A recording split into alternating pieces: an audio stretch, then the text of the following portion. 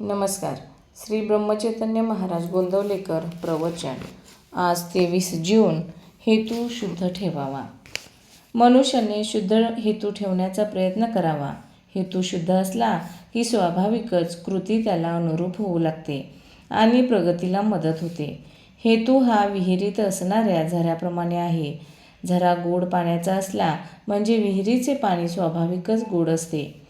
म्हणून हेतू शुद्ध ठेवण्याची दक्षता घ्यावी आणि त्याकरिता रामाची प्रार्थना करावी.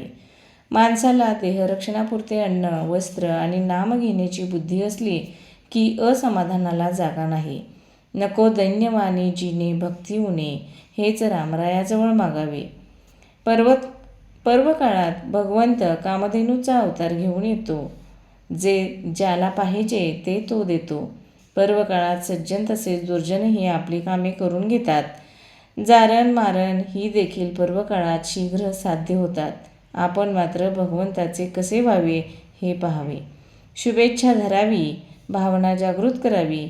काहीही कर, पण भगवंता तुझा विसर पडू देऊ नकोस, असे भगवंताजवळ मागावे.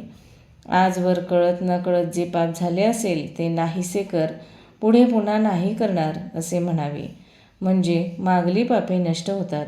ज्याला विषयाची गोडी असते त्याला नाही परमार्थाची गोडी लागत. नरकातल्या किड्यांना नाही किळस येत. विषयी लोक प्रपंचात रंगून जाऊन साधू संतांची निंदा करतात. त्यांना मीच काय तो शहाणा मोठा असा अभिमान असतो. पण त्यांच्यापेक्षा लक्षावधी शहाणे आणि श्रीमंत या जगात आहेत हे ते जाणत नाहीत.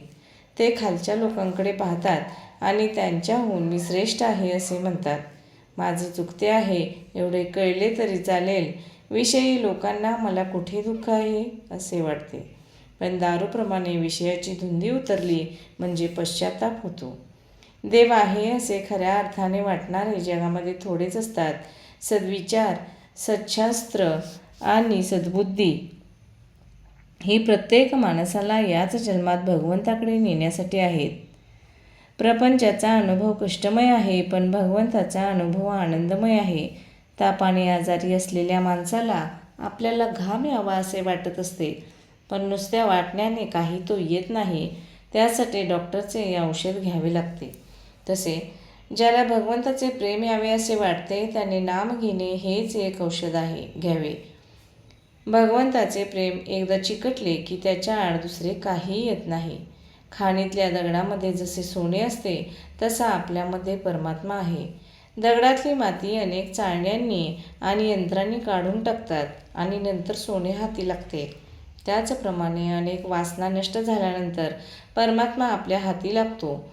आपण मीपणाने मेल्यानंतर शेवटी परमात्मा प्रकट होतो. शुद्ध असावे आचरण, तसेच असावे अंतःकरण. शुद्ध असावे आचरण, तसेच असावे अंतःकरण. त्यात भगवंताचे स्मरण, हेच प्रपंच सुखी करण्याचे साधन. धन्यवाद.